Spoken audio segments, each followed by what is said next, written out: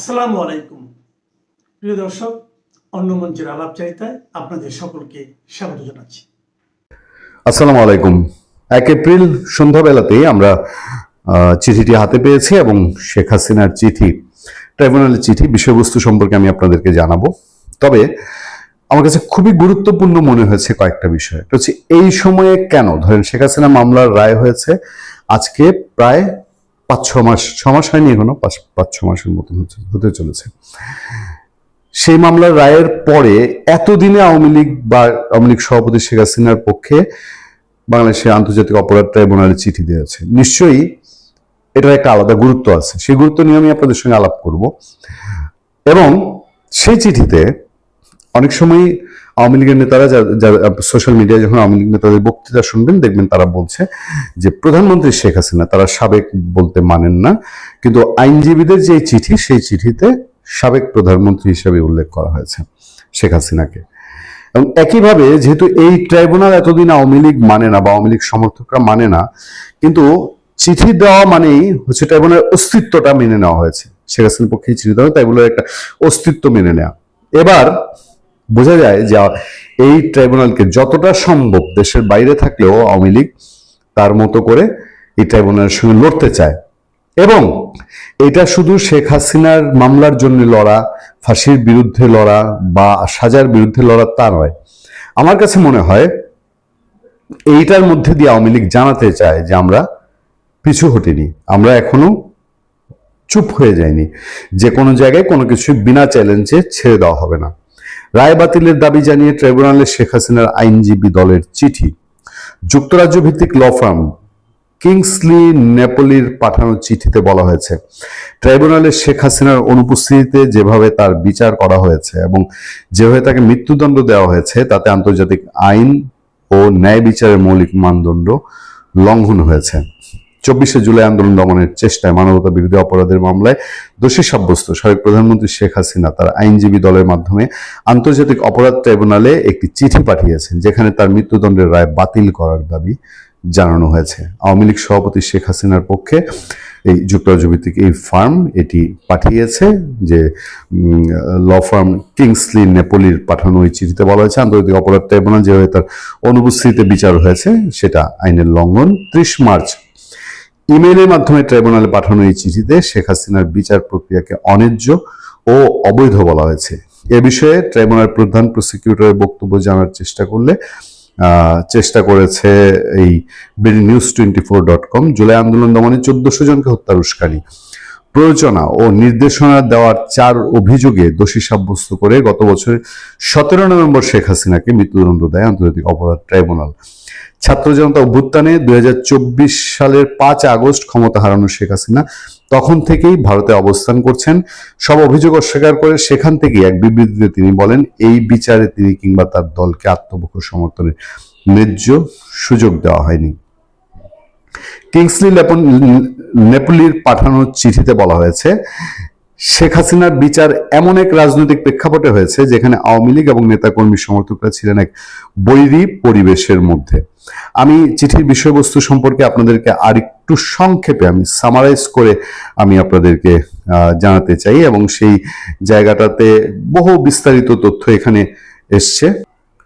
চিঠিতে point two point অনেক জায়গায় বলা হয়েছে, আমরা গণতান্ত্রিক বাংলাদেশের সাবেক প্রধানমন্ত্রী ও বাংলাদেশ আওয়ামী লীগের সভাপতি শেখ হাসিনার পক্ষে প্রতিনিধিত্ব করছি। আইনজীবীরা বলছে, আমরা এই চিঠির মাধ্যমে আনুষ্ঠানিকভাবে আপত্তি জানাচ্ছি যে বাংলাদেশ আন্তর্জাতিক অপরাধ ট্রাইব্যুনাল ICTA পরিচালিত বিচার কার্যক্রম অবৈধ এবং এর মাধ্যমে শেখ হাসিনাকে বিচার ও দণ্ড দেওয়া হয়েছে। 3 নম্বর পয়েন্টে বলা হয়েছে, শেখ হাসিনার বিচার এমন এক রাজনৈতিক বৈরী পরিবেশে করা হয়েছে।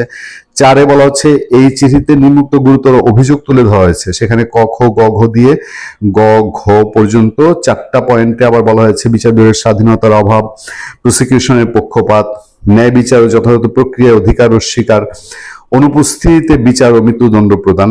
তারপর 6 নম্বর পয়েন্টে বলা হচ্ছে, 71 সালে মুক্তিযুদ্ধকালীন গণহত্যা ও যুবরাতে মানে এই ট্রাইব্যুনালে এটা করা যেতে পারে না। 7 নম্বরে বলা হচ্ছে, 2024 সালের ঘটনাগুলো সাধারণত ফৌজদারি আদালতের আওতায় পড়ে। আমি সংক্ষেপে আপনাদেরকে জানিয়ে দিচ্ছি। 8 নম্বরে বলা হচ্ছে, এর মাধ্যমে এই বিচার পূর্ণ এখতিয়ার বহির্ভূত এবং শুরু থেকেই বাতিলযোগ্য। 9-এ বলা হচ্ছে, আন্তর্জাতিক আইন অনুযায়ী স্বাধীন ও নিরপেক্ষ আদালতে বিচার পাওয়ার অধিকার রয়েছে। এরকম বেশ কিছু পয়েন্টে গিয়ে তারা উত্থাপন করেছে এবং দাবি করা হয়েছে যে শেখ হাসিনা, বেশ কয়েকটি দাবি রয়েছে। শেখ হাসিনার রায় বাতিল করতে হবে, মৃত্যুদণ্ড কার্যকর করা যাবে না, ভবিষ্যৎ বিচার আন্তর্জাতিক মান অনুযায়ী করতে হবে, আওয়ামী লীগের সঙ্গে সংশ্লিষ্টদের নিরাপত্তা নিশ্চিত করতে হবে, বাংলাদেশ সরকারকে এসব লঙ্ঘন স্বীকার করে সংশোধনমূলক পদক্ষেপ নিতে হবে এবং শেখ হাসিনা আন্তর্জাতিক আদালত সহ সব আইনি পথে প্রতিকার চাইবার অধিকার সংরক্ষণ করেন। 14 দিনের মধ্যে এ বিষয়ে জবাব দিতে অনুরোধ করা হচ্ছে। বিনীত কিংসলে ন্যাপলি এলএলপি। এই হচ্ছে মোদ্দা কথা। এখন আমার কাছে বিষয় হলো, এই যে 17 মেতে রায় হয়েছিল, আজকে এতদিন পরে শেখ হাসিনা তার আইনজীবীদের মাধ্যমে এই চিঠি পাঠিয়েছেন। এটা কি তার পলিটিক্যাল আর একটা প্রেশার তৈরি করাও কিনা, যে তারা একটা রাজনীতির চাপ তৈরি করতে চান এবং এই আইসিটিতে যেহেতু আরো কিছু বিচার প্রক্রিয়া চলমান থাকবে বলে বলা হচ্ছে, ফলে সেগুলোর উপরে যেন একটা চাপ সৃষ্টির কৌশল কিনা, এই প্রশ্ন সহজভাবে উঠতে পারে। এবং আমরা এখন পর্যন্ত যতটুকু কথা বলেছি, বাংলাদেশ সরকার এবং অন্যান্য দিক থেকে এখন পর্যন্ত এই চিঠির সত্যতা নিশ্চিত করা যায়নি বা নিশ্চিত করা হয়নি। কিন্তু যাই হোক না হোক, এটা যে একটা রাজনৈতিক চাপ, এটা নিঃসন্দেহে বোধহয় বলা যায়। ফাঁসির সাজা বাতিলের দাবিতে এবার আন্তর্জাতিক আদালত এবং জাতিসংঘের মানবাধিকার কাউন্সিলে নালিশ জানাতে যাচ্ছেন বাংলাদেশের সাবেক প্রধানমন্ত্রী শেখ হাসিনা। শেখ হাসিনার পক্ষ থেকে লন্ডন ভিত্তিক বিখ্যাত আইনি সেবা প্রদানকারী প্রতিষ্ঠান বা ল ফার্ম কিংসলে ন্যাপলি এলএলপি বাংলাদেশের আন্তর্জাতিক অপরাধ ট্রাইব্যুনাল বা আইসিটিকে এই বার্তা দিয়েছে। ল ফার্মটি গত 30 মার্চ ইমেলের মাধ্যমে বাংলাদেশের সাবেক প্রধানমন্ত্রীর সাজা বাতিলের দাবিতে আইসিটিকে এই আইনি নোটিশ পাঠায়। ওই নোটিশে সুনির্দিষ্ট 4টি দাবি তুলে ধরে ল ফার্মটি জবাব দেওয়ার জন্য 14 দিনের সময় বেঁধে দিয়েছে। বলেছে 14 দিনের মধ্যে চিঠির জবাব না পেলে বিষয়টি নিয়ে তারা আনুষ্ঠানিকভাবে আন্তর্জাতিক অপরাধ আদালত বা আইসিসি এবং জাতিসংঘের মানবাধিকার কাউন্সিলে যাবে, যার অর্থ হলো আন্তর্জাতিক পর্যায়ে মামলা লড়ার আগে শেখ হাসিনা একটি প্রি অ্যাকশন প্রোটোকল পাঠালো, যেটির মাধ্যমে জাতিসংঘ মানবাধিকার কাউন্সিল কিংবা আন্তর্জাতিক অপরাধ আদালতে যাওয়ার পথ তৈরি হয়। স্বাভাবিকভাবে প্রশ্ন উঠেছে, প্রায় 20 মাস পর কেন এমন আইনি নোটিশ দিলেন শেখ হাসিনা? বিশেষ করে বিএনপি সরকার ক্ষমতা আসার পর আইসিটির চিফ প্রসিকিউটর পাল্টে ফেলেছে এবং নতুন চিফ প্রসিকিউটর শেখ হাসিনার বিরুদ্ধে দেওয়া রায় নথিপত্র পরীক্ষা করে দেখারও ঘোষণা দিয়েছিল। এরই মধ্যে প্রসিকিউটরদের বিরুদ্ধে ঘুষ চাওয়ার অভিযোগ উঠেছে, বিচারকের ফেসবুক অ্যাকাউন্ট হ্যাক হয়েছে, সিসিটিভির ফুটেজ গায়েব হয়ে গিয়েছে। ট্রাইব্যুনাল ও প্রসিকিউশনের এমন নানা বিব্রতকর পরিস্থিতিতে এই চিঠি কি নতুন কিছুর ইঙ্গিত করে? আবার বাংলাদেশের পররাষ্ট্রমন্ত্রী খলিলুর রহমানের দিল্লি সফরের ঠিক 1 সপ্তাহ আগে এই চিঠির মাধ্যমে সরকারকে কি বিষয়টি নিয়ে কোনো বার্তা দেওয়া হয়েছে? সবচেয়ে বড় প্রশ্ন হলো, আওয়ামী লীগ সভানেত্রীর পক্ষ থেকে লন্ডনের ল ফার্ম যে চিঠি দিয়েছে সেটির আইনি তাৎপর্য কি হতে পারে? বিশেষ করে 14 দিন পর আন্তর্জাতিক অপরাধ আদালত বা আইসিসি এবং জাতিসংঘের মানবাধিকার কাউন্সিলে যাওয়ার যে হুমকি দেওয়া হয়েছে, সেটি কি পরিকল্পিত আন্তর্জাতিক আইনি লড়াইয়ের আগাম কোনো বার্তা? বাংলাদেশের সাবেক প্রধানমন্ত্রী শেখ হাসিনা দেশ ছেড়েছেন 20 মাস হতে চলল। এর মধ্যে বাংলাদেশে অন্তর্বর্তীকালীন সরকারের শাসনামল শেষ হয়েছে এবং গত 12 ফেব্রুয়ারি অনুষ্ঠিত সাধারণ নির্বাচনের মাধ্যমে তারেক রহমানের নেতৃত্বে বিএনপি 2/3 সংখ্যাগরিষ্ঠতা নিয়ে সরকার গঠন করেছে। মানবতাবিরোধী অপরাধে যুক্ত থাকার অভিযোগে গত বছর 17 নভেম্বর আন্তর্জাতিক অপরাধ ট্রাইব্যুনাল শেখ হাসিনাকে একটি মামলায় মৃত্যুদণ্ড দেন। এছাড়া অন্য কয়েকটি মামলায় তার বিভিন্ন মেয়াদে কারাবাসের সাজা ঘোষণা করা হয়। গত 20 মাসে ট্রাইব্যুনাল এবং বিচারের বিরোধিতা করে শেখ হাসিনা অনলাইনে বক্তব্য দিলেও তার পক্ষ থেকে কোনো সরাসরি আইনি পদক্ষেপ নেওয়া হয়নি। এই প্রথমবারের মতো বাংলাদেশের আন্তর্জাতিক অপরাধ ট্রাইব্যুনাল বা আইসিটিকে তার পক্ষ থেকে চিঠি দেওয়া হয়েছে। চিঠিটি দিয়েছে যুক্তরাজ্যের লন্ডন ভিত্তিক বিখ্যাত আইনি প্রতিষ্ঠান কিংসলে ন্যাপলি। 1937 সালে প্রতিষ্ঠিত লন্ডনের কিংসলে ন্যাপলি একটি অত্যন্ত মর্যাদাপূর্ণ এবং বহুমুখী ল ফার্ম। 30 মার্চ পাঠানো এই চিঠিতে অবিলম্বে ট্রাইব্যুনালের আদেশ বাতিলের দাবি জানানো হয়েছে। একই সঙ্গে ভবিষ্যতে আন্তর্জাতিক আইন মেনে নোটিশ দিয়ে এবং শেখ হাসিনার পছন্দের আইনজীবীর উপস্থিতি নিশ্চিত করে নতুন ট্রাইব্যুনাল গঠনেরও দাবি জানানো হয়। শেখ হাসিনার পক্ষে ট্রাইব্যুনালে পাঠানো 10 পাতার ওই চিঠির একটি কপি আমাদের হাতে এসেছে। চিঠিতে শেখ হাসিনার মামলার বিচার প্রক্রিয়ার বিভিন্ন ত্রুটি ও অসঙ্গতি চিহ্নিত করে সে বিষয়ে বিস্তারিত বক্তব্য তুলে ধরা হয়েছে। তবে এই চিঠি পাঠানোর মধ্য দিয়ে ট্রাইব্যুনালের বিচার প্রক্রিয়ার বৈধতা স্বীকার করা হচ্ছে না উল্লেখ করে কিংসলি ন্যাপলির পক্ষ থেকে বলা হয়েছে, শেখ হাসিনা ট্রাইব্যুনালের এখতিয়ার চ্যালেঞ্জ করার অধিকার রাখেন। কিংসলি ন্যাপলির চিঠিতে স্পষ্ট করা হয়েছে, শেখ হাসিনা এই বিচার প্রক্রিয়াকে কখনোই বৈধতা দেননি এবং একে একটি রাজনৈতিক উদ্দেশ্য প্রণোদিত প্রহসনের বিচার হিসেবে গণ্য করছেন। প্রশ্ন হলো, 20 মাস পর কেন এ ধরনের আইনি নোটিশ পাঠালেন শেখ হাসিনা? আওয়ামী লীগের একাধিক সূত্র ও আইন বিশেষজ্ঞদের মতে কিংসলি ন্যাপলি তাদের চিঠির শেষে 14 দিনের মধ্যে জবাব দেওয়ার জন্য আলটিমেটাম দিয়েছে, যার অর্থ হলো আগামী 13 এপ্রিলের মধ্যে জবাব দিতে হবে। আইনি পরিভাষায় একে লেটার বিফোর অ্যাকশন বা মামলার পরবর্তী পদক্ষেপ বলা হয়। যদি 14 দিনের মধ্যে ট্রাইব্যুনাল বা বাংলাদেশ সরকার এই চিঠির কোনো সন্তোষজনক জবাব না দেয়, তবে কিংসলি ন্যাপলি দাবি করবে তারা ঘরোয়া প্রতিকার বা ডোমেস্টিক রেমিডিস পাওয়ার সব চেষ্টা করে ব্যর্থ হয়েছে। কিংসলি ন্যাপলির চিঠিতে স্পষ্টভাবে উল্লেখ করেছে, জবাব না পেলে তারা বিষয়টিকে আন্তর্জাতিক অপরাধ আদালত বা আইসিসি এবং জাতিসংঘ মানবাধিকার কাউন্সিলে নিয়ে যাবে। আন্তর্জাতিক মানবাধিকার আইন এবং আন্তর্জাতিক অপরাধ আদালতের নিয়ম অনুযায়ী কোনো আন্তর্জাতিক সংস্থায় অভিযোগ করার প্রধান শর্ত হলো দেশের ভিতরের সব আইনি পথ বা প্রতিকার বন্ধ হওয়া। কিংসলি ন্যাপলি এই চিঠির মাধ্যমে প্রমাণ করতে চাইছে বাংলাদেশে তারা আর কোনো ন্যায় বিচার আশা করতে পারে না, তাই আন্তর্জাতিক হস্তক্ষেপ প্রয়োজন। বিশ্লেষকরা মনে করেন বাংলাদেশের আন্তর্জাতিক অপরাধ ট্রাইব্যুনালকে চিঠি দিয়ে কিংসলি ন্যাপলি সেই গ্রাউন্ড তৈরি করে রাখলো। আন্তর্জাতিক অপরাধ আদালত বিশেষজ্ঞরা বলছেন, আইসিসিতে কোনো ব্যক্তি সরাসরি মামলা করতে পারেন না, কারণ এটি কোনো দেওয়ানি আদালত নয়। তবে রোম স্ট্যাটিউটের 15 অনুচ্ছেদ অনুযায়ী যে কোনো ব্যক্তি, গোষ্ঠী বা বেসরকারি সংস্থা আইসিসি প্রসিকিউটরকে কোনো অপরাধ সম্পর্কে তথ্য দিতে পারে।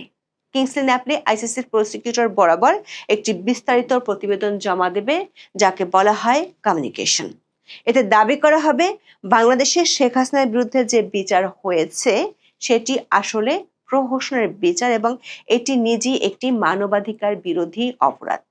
কিংসলি ন্যাপলি আইসিসির কাছে দাবি করবে বাংলাদেশ সরকার শেখ হাসিনাকে ন্যায্য বিচার দিতে অক্ষম বা অনিচ্ছুক।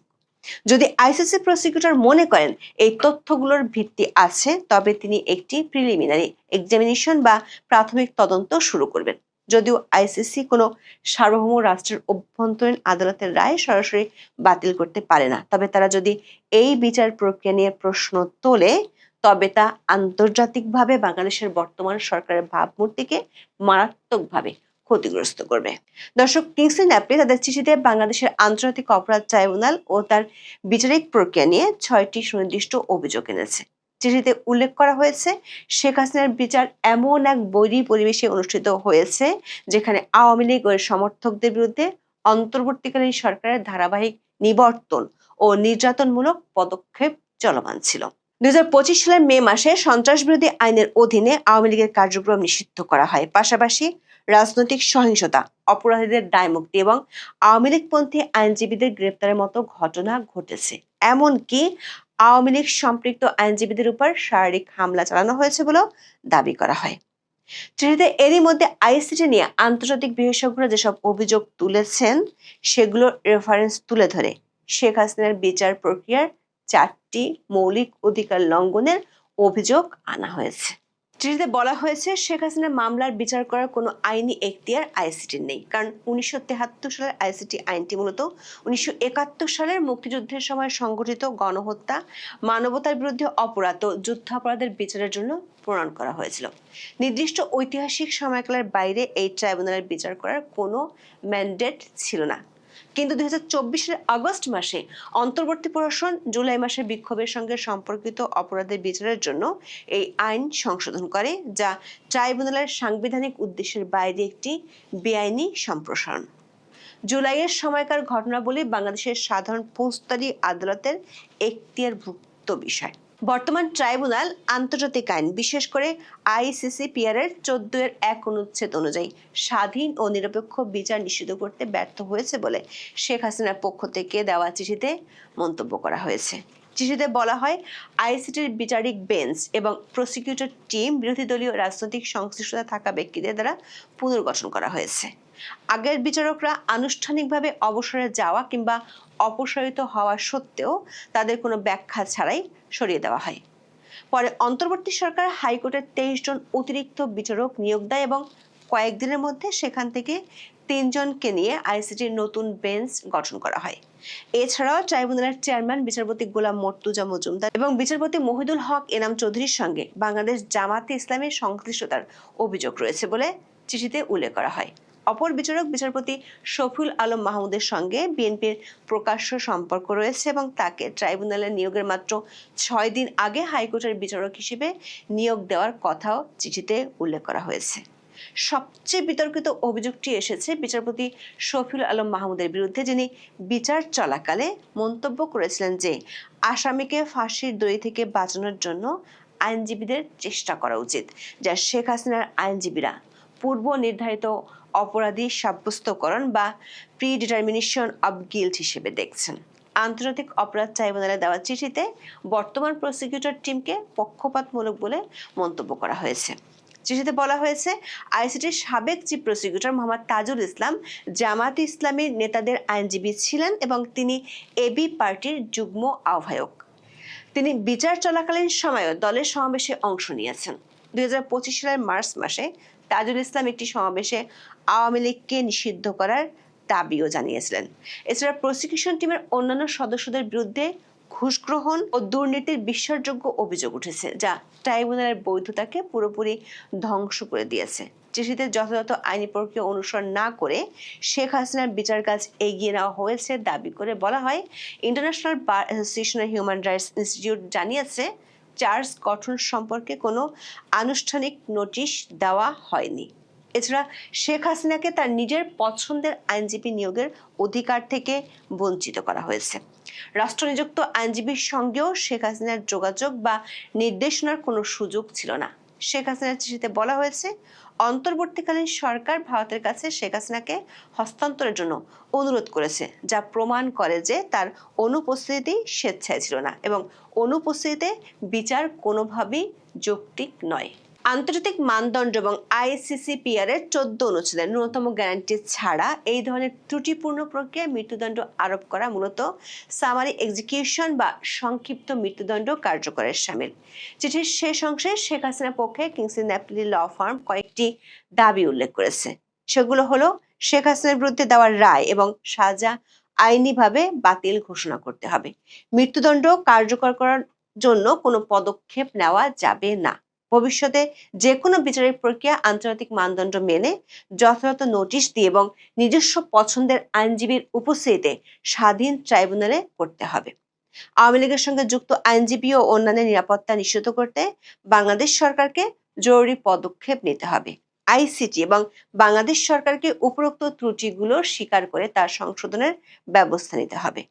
এসব বিষয়ে বাংলাদেশ সরকার ও ট্রাইব্যুনাল কি পদক্ষেপ নিতে যাচ্ছে তা 14 দিনের মধ্যে নিশ্চিত করার অনুরোধ জানানো হয় চিঠিতে।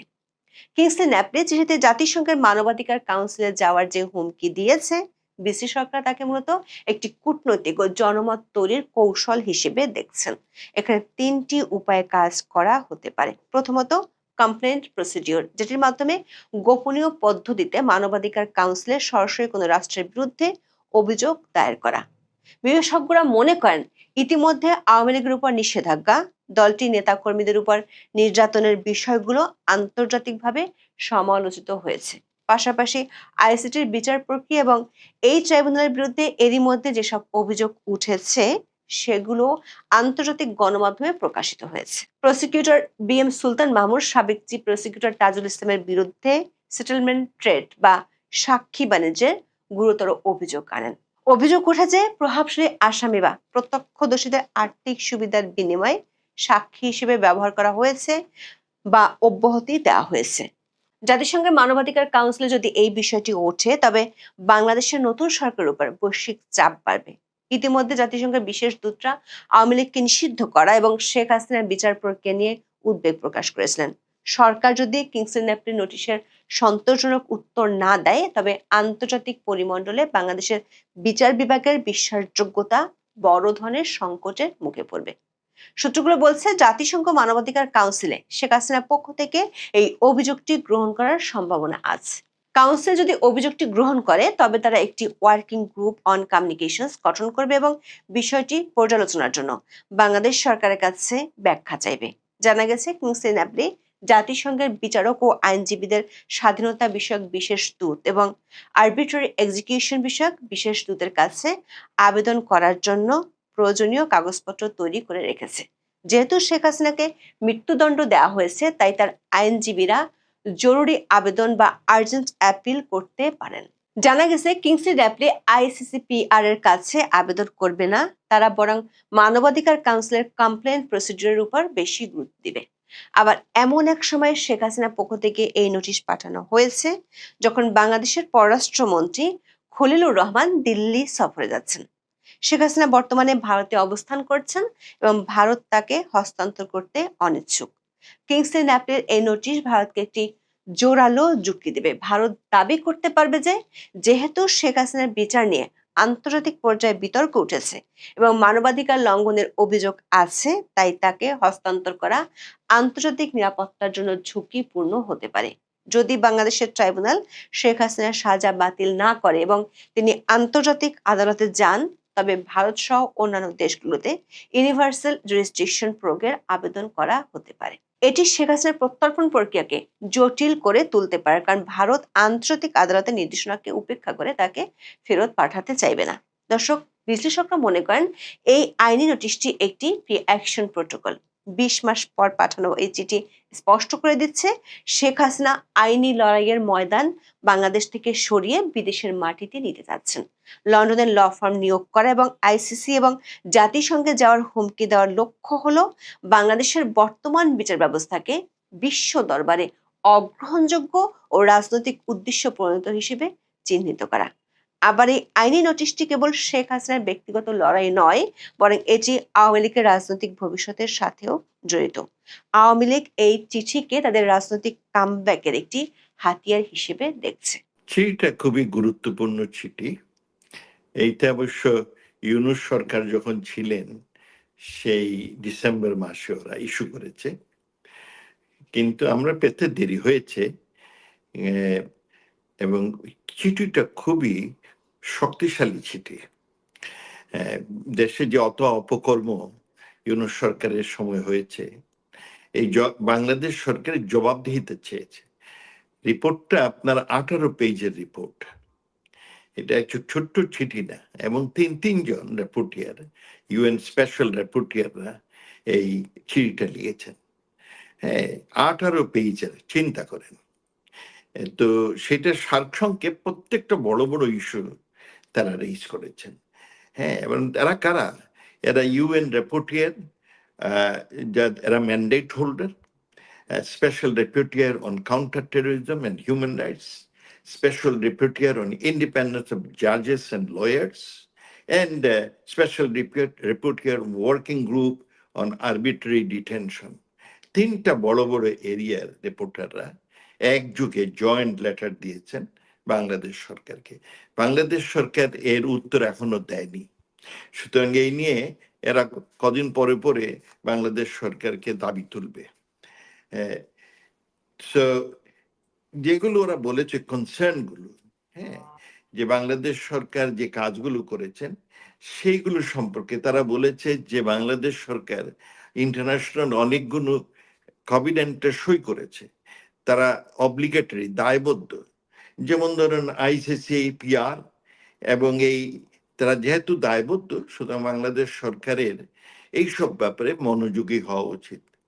হ্যাঁ, এবং বাংলাদেশ সরকার যেগুলো কাজ করেছেন সেগুলো সবগুলোই এই ইউএন এর এবং ইন্টারন্যাশনাল নর্ম এন্ড লিগাল ফ্রেমওয়ার্কের আপনার ভায়োলেশনস। সত্য তো কড়া কথা এগুলো। তারা বলছে আমরা এই জন্য খুব দুশ্চিন্তা আছি। যেগুলো area, freedom of association, freedom of peaceful assembly, freedom of expression, freedom of participation in public affairs, fair trial, right to have fair trial, protection from torture and arbitrary detention, এই সব ক্ষেত্রেই বাংলাদেশ সরকার ইউএন এবং international legal laws and procedures এর violation করেছেন। Even যে আপনার অনেক লোক, তারা সবগুলি বলেছে যে অনেক লোক কিলিং করেছেন ইললিগালি, আনলফুলি, হ্যাঁ, ওই মব কি করে দিয়ে। তারপরে তারা কনসার্ন করেছে আওয়ামী লীগের উপর ব্যান, বলছে এইটা কোনোভাবে গ্রহণযোগ্য না। এই 12ই মে 2025 সালে আওয়ামী লীগের উপর তাদের অ্যাক্টিভিটি ব্যান করা, বলছে এইটা কোনো ব্যক্তি বিশেষের ব্যান করতে পারেন, কোনো অর্গানাইজেশন এইভাবে ঢালাইভাবে ব্যান করা এটা কোনোভাবেই যুক্তিযুক্ত না। আর আপনারা যদি যুক্তি থাকেন এইটা আমাদের জানান। তারা আরো বলেছে এই ব্যান কবে কখন উঠাবেন, কিভাবে উঠাবেন, and what is the process এই উইথড্রয়ালের জন্য। এবং বেশ শক্তভাবে বলেছে যে এইটা আপনার ডেমোক্রেটিক নর্মটা ধ্বংস করে, পিপলস পার্টিসিপেশন, প্লুরালিজম, বহুদলীয় গণতন্ত্রের এইটার উপর বিরাট আঘাত, এবং এই জন্য তারা বেশ শক্ত অবস্থান নিয়েছেন। হ্যাঁ, বলছে এই পলিটিক্যাল মিটিং, তারপরে মিডিয়া অ্যাডভোকেসি, শেখ হাসিনার বক্তৃতা আপনারা শুনতে দিবেন না, এগুলো কোনোভাবেই গ্রহণযোগ্য নয়। যেটা আওয়ামী লীগ বলছিল, আপনার চিঠিতে এই রিপোর্টাররা একই বক্তব্য মোটামুটি ভাবে দিয়েছেন। সো দিস ইজ, বলছে এই যে blanket disproportionate restriction on political rights, particularly belonging Awami League এবং প্রগ্রেসিভ অপিনিয়ন, এইগুলো বন্ধ করা কোনোভাবে কোনো সরকারের কি হতে পারে না। জবাবদিহি অবশ্যই তাদের দিতে হবে। তারা বলছে আপনারা বাংলাদেশ সরকার counter terrorism and international crime law আপনার কি করেছেন, মিসইউজ করেছেন এবং গ্রহিত কাজ করেছেন। এইটাকে বিভিন্নভাবে অ্যামেন্ডমেন্ট করে যে অ্যান্টি টেরোরিজম অ্যাক্ট অফ 2009 এবং the international crime tribunal act of 1973, এইগুলোর সাথে আরবিটারি কয়েকটি অ্যামেন্ডমেন্ট করে এই প্রভিশনগুলোকে আপনারা, এই অ্যাক্টগুলোকে আপনারা প্রশ্নবদ্ধ করে ফেলেছেন, এবং যেগুলো অ্যামেন্ডমেন্ট নিয়ে আসছেন এগুলো মনে হয় কোনো নিয়মে, ফেয়ার ট্রায়াল সিস্টেমে এগুলো গ্রহণযোগ্য না। কথাগুলো কিন্তু খুব কড়া, যে এগুলো কোনোভাবেই আপনারা এই আইনগুলো কে আপনার ধ্বংস করে ফেলেছেন। আমাদের তো এটাই সমস্যা। অজপাড়া গ্রামে আরো ভয়ঙ্কর তথ্য বলে, পরে তাও মানুষকে সচেতন। এরা দেখেন বাংলাদেশের শিল্প সাহিত্য ধ্বংস করে দিয়েছে, চলচ্চিত্র ধ্বংস করে দিয়েছে, নাটক বন্ধ করে দিয়েছে। কারণ এরা জানে যদি প্রগতিশীলতা চর্চা থাকে, শিল্প সাহিত্য সুকুমার বিষয়গুলো মানুষের মনে থাকে। আগে দেখেন যেখানে 50 বছরে একটা না লালন মেলা হয়েছে বা কোনো মেলা হয়েছে বা গানের আসর হয়েছে, সেগুলো বন্ধ করে দিয়েছে। উসিলা কি, এইখানে তো ভাই ওয়াজ করতেছি 5 বছর যাবত, এটা আর চলবে না, মানে এটা আর করতে দিবে না। কিন্তু এটা বললো না যে এইখানে তো খেলাধুলা হয়, তাহলে এখানে ওয়াজ করে না, আরেক মাঠে যাও। তা কিন্তু যায় নাই। তারা কিন্তু ওই সিনেমা হলের টাকা দিয়েই ওয়াজের মাহফিল করতো, সিনেমা হলের টাকা দিয়ে। এই ওয়াজ মাহফিল সিনেমা হলের টাকা দিয়ে করে, সেটা কিন্তু নিতে ভুল করে নাই। ওই মনে করেন আমাদের এলাকায় একটা সিনেমা হল ছিল, চম্পাকলি হল। প্রতি বছরই কিন্তু যত ওয়াজি হইতো সিনেমা হল থেকে টাকা নিত। আর আজকে তারা সেই সিনেমা হল বন্ধ হয়ে গেছে। আমাদের হল বাধ্যতামূলক, তাদের বলতে টাকা দিতে হবে। 2000 দেয় না চলবে না, 5000 দিতে হবে। যেমন ঠিক ওই যে মৌলবীরা যেরকম আওয়ামী লীগের আমলে ওয়াজ নসিহত করছে, আওয়ামী লীগের আমলে সুবিধা নিছে, দাওয়াত 5 বেলা খাইছে, এখন তারা আওয়ামী লীগের ভাসি যায়। বিষয়টা এরকম। এই মৌলবীরা ওয়াজের নামে এই বাংলাদেশকে একটা বিকৃত অবস্থায় নিয়ে গেছে। এই ওয়াজের কারণে আপনি জানেন না, এই ওয়াজে মানুষকে যে উগ্র করেছে, ওয়াজ মাহফিলের নামে এখানে পৃথিবীতে হচ্ছে যে এই ওয়াজ মাহফিলের নামে সবচেয়ে বেশি যেটা ক্ষতি করে আমাদের, সেটা আমাদের বাঙালি সংস্কৃতির বিরুদ্ধে কথা বলে, বাংলা ভাষার বিরুদ্ধে কথা বলে, এবং এমন একটা মঞ্চে যায়, অর্থাৎ আপনি অন্য মঞ্চে বললে তো মায়ের খাবে, তাই তারা ধর্ম সভার নাম দেয়। এই যে জামাতেরা কোনো জনসভা নাই। আপনি বলেন গোলাম আজম জীবনে কয়টা জনসভা করেছে? আপনি আমাকে বলেন দেলোয়ার হোসেন সাঈদী জীবনে কয়টা জনসভা করেছে? আপনি আমাকে বলেন এই যে সর্বশেষ যে মুফতি আমির হারামজাদা, যার বাপ দাদা 14 গোষ্ঠী নাকি আওয়ামী লীগ করতো, যার নানিরাও আওয়ামী লীগ করতো, সে এখন জামাতের এমপি। তো এই জামাতের এমপি আমির হারামজাদা কবে কয়টা জনসভা করছে? কারণ জানে জনসভা করলে এদের লাথে উষ্টায় মানুষ নদীতে ফেলে দিবে। এটা তারা নদীতে তো ভালো জায়গা, খালে ফেলে দিবে। মানে বঙ্গবন্ধু কন্যা জননেত্রী শেখ হাসিনা তো বলছিলেন যে যারা পদ্মা ব্রিজে বিরোধিতা করছে তারা একটু ধরে টুপ করে পানিতে ফেলে তুলে নিয়ে যাবেন, ভদ্রভাবে বলছে। টুপ করে পানিতে না, আগামীতে যদি আল্লাহ বাঁচায় রাখে আমাদের, ঢাকা মান্ডা ও পচা খালটা আছে না, ঢাকা বাংলাদেশের সবচেয়ে পচা খাল হলো মান্ডা খাল। ওই ঢাকার মান্ডাতে নিয়ে চুবাবো, মান্ডাতে জনগণ চুবাবে, আমরা না। শেখ হাসিনা তো বলছিল পদ্মার পরিষ্কার পানির কথা, মান্ডা খালে চুবাবে, তারপরে পেটে পাড়া দিয়ে 20টা বের করে ফেলবে, আপনি নিশ্চিত থাকেন।